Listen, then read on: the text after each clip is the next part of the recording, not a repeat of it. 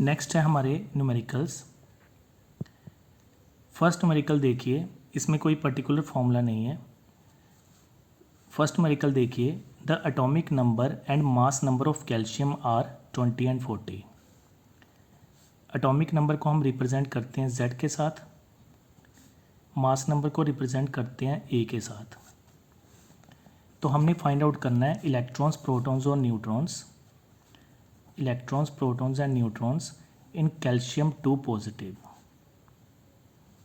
अब कैल्शियम का atomic number होता है 20, 2 पॉजिटिव का मतलब है इसमें 2 इलेक्ट्रॉन कम है, दैट इज़ 18 इलेक्ट्रॉन्स। तो यहाँ पे हमें नंबर ऑफ इलेक्ट्रॉन्स पता चल गए 18। अब इसमें प्रोटॉन्स कितने होंगे, कैल्शियम का एटॉमिक नंबर 20 है, तो आप इसमें प्रोटॉन्स कितने होंगे 20। अब बात करते हैं न्यूट्रॉन्स की। नंबर ऑफ न्यूट्रॉन्स निकालने का फॉर्मूला होता है mass number minus atomic number. तो इसका मास नंबर कितना है 40, एटॉमिक नंबर कितना है 20 and the number of neutrons is 20। Clear. Second question देखिए, the atom of an element contain 11 electrons. इसमें इलेक्ट्रॉन्स कितने हैं 11 और न्यूट्रॉन्स कितने हैं 12। What will be the atomic mass of element. Atomic mass means mass number is equal to number of protons plus number of neutrons. अब इसके अंदर electrons कितने हैं 11, इट मीन्स प्रोटॉन्स कितने होंगे 11। तो 11 प्रोटॉन्स हैं, 12 न्यूट्रॉन्स हैं, मास नंबर होगा 23। क्लियर। थर्ड न्यूमेरिकल देखिए, how many nucleons are present in the atom of the element having atomic number having symbol this one. How many nucleons, nucleons का मतलब होता है number of protons plus number of neutrons, इसको हम कहते हैं nucleons. Also find the number of neutrons in the atom. सबसे पहले हमें सिंबल दिया गया है एलिमेंट का A, atomic number 101 and mass number 235। सबसे पहले हम निकालेंगे number of neutrons. Formula mass number minus atomic number. Mass number कितना है 235, एटॉमिक नंबर कितना है 101, दैट इज़ इक्वल टू 134। अब हमने निकालने हैं number of nucleons. Number of nucleons is equal to number of protons plus number of neutrons. इसमें protons कितने हैं 101, नंबर ऑफ न्यूट्रॉन्स कितने हैं 134 and the nucleons is equal to 235। It mean जितना मास नंबर होगा उतने ही इसके अंदर नंबर ऑफ न्यूक्लियॉन्स होंगे। क्लियर। नेक्स्ट देखिए फोर्थ क्वेश्चन। आपको एक टेबल दिया गया है, इस टेबल के अंदर आप लोगों ने फिलिंग करनी है जो जो चीज़ें नहीं दी। सबसे पहले देखिए नाइट्रोजन। नाइट्रोजन का आपको एटॉमिक नंबर दिया है 7 और नंबर ऑफ न्यूट्रॉन्स दिए हैं 7। अगर एटॉमिक नंबर 7 है इट मीन्स प्रोटॉन्स कितने होंगे 7, ठीक है, इलेक्ट्रॉन्स कितने होंगे 7। अब इसमें हमने मास नंबर निकालना है। Mass number is equal to number of protons plus number of neutrons. Protons कितने हैं 7, न्यूट्रॉन्स कितने हैं 7 और मास नंबर हो गया 14। सेकंड आप लोग इसका खुद करोगे, that is your homework. Third और फोर्थ मैं करवा देता हूँ। थर्ड है S2 नेगेटिव।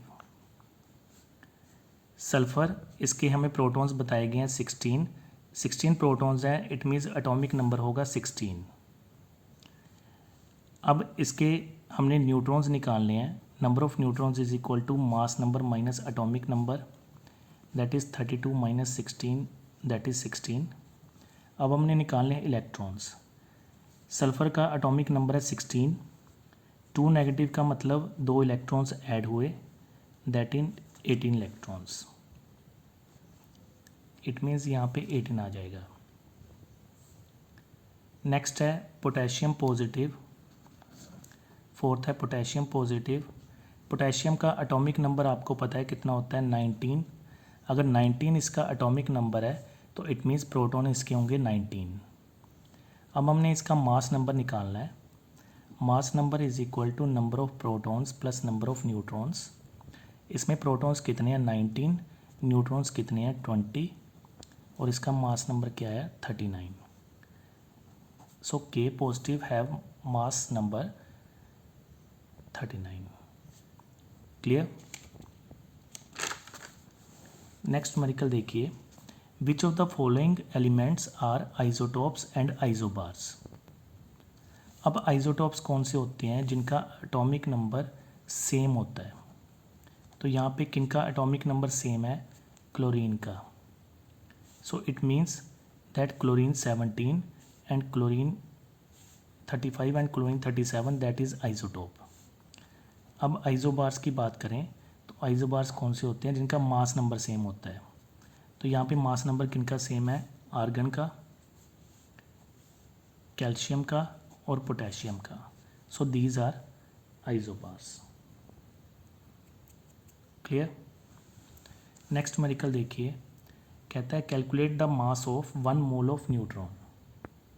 अब हमने मास निकालना है 1 मोल ऑफ न्यूट्रॉन्स का. सबसे पहले हम मास देखेंगे न्यूट्रॉन्स का.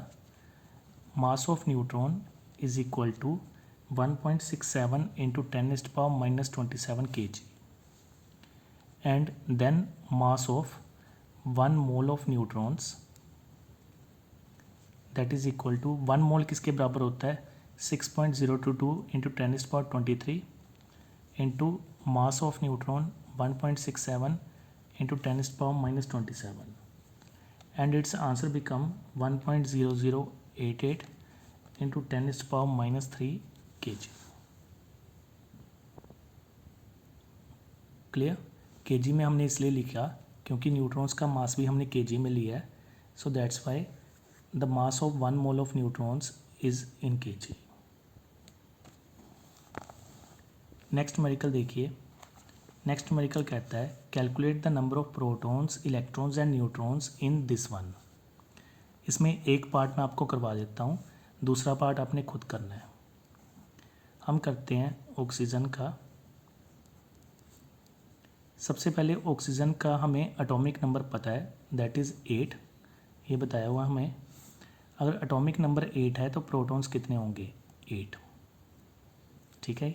अब न्यूट्रॉन्स निकालने हैं तो न्यूट्रॉन्स का formula mass number minus atomic number that is 15 - 8 7.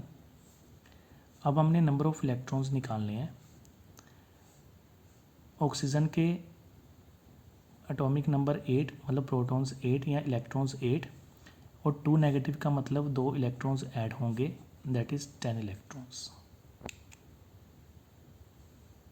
Clear.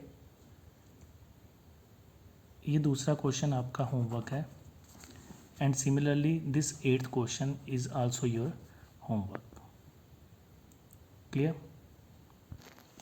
Next topic है हमारा electromagnetic radiation.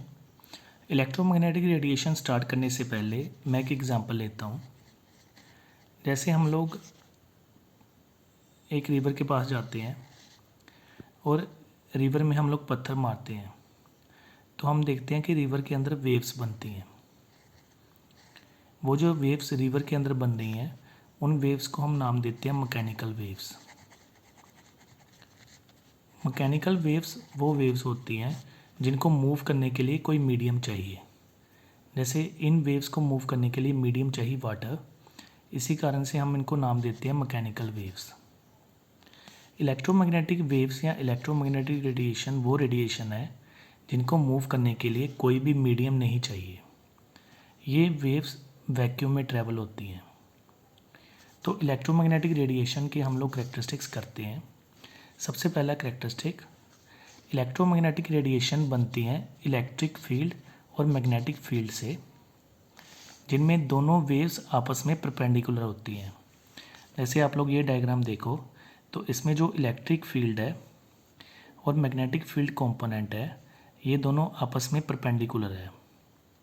So that type of wave is known as a electromagnetic wave. Second one, electromagnetic wave की जो स्पीड होती है that is same as the speed of light. ये speed of light, इनकी जो speed है वो स्पीड ऑफ लाइट की तरह होती है. And next one, in waves को मूव करने के लिए कोई भी मीडियम नहीं चाहिए. ये वैक्यूम में भी ट्रैवल कर सकती हैं. तो ऐसी वेव्स को हम नाम देते हैं इलेक्ट्रोमैग्नेटिक वेव्स। इलेक्ट्रोमैग्नेटिक वेव्स वो होती हैं जिनमें इलेक्ट्रिक फील्ड कंपोनेंट और मैग्नेटिक फील्ड कंपोनेंट आपस में परपेंडिकुलर हों। Second one, these waves travel with the same velocity as the speed of light.